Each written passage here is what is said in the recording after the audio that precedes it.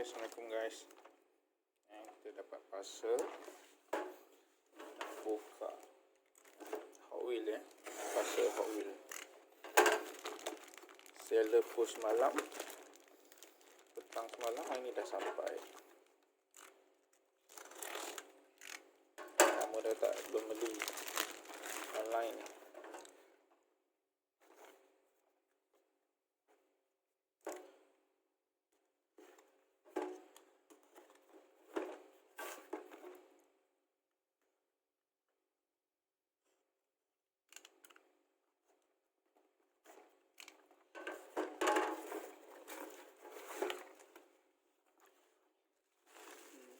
Antara koleksi yang kita kumpul, yang saya kumpul, Camry baru. Kok kat apalah, kita nak halus. Raptor yang terbaru, Raptor 17. Tak tahu lagi siapa sebab dah lama tak ikut. Ini satu lagi, Ford GT Race. Bola. Ini bola.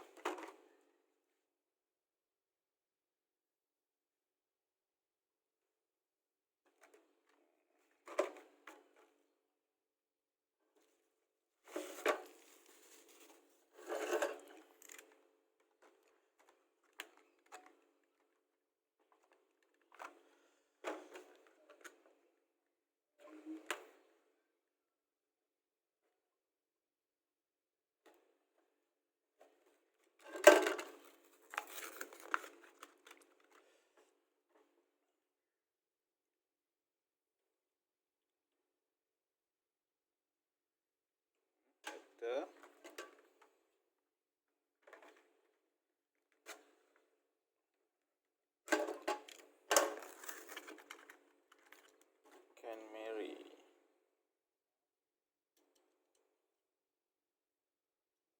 Bau golek lah. Ni yang latest lah.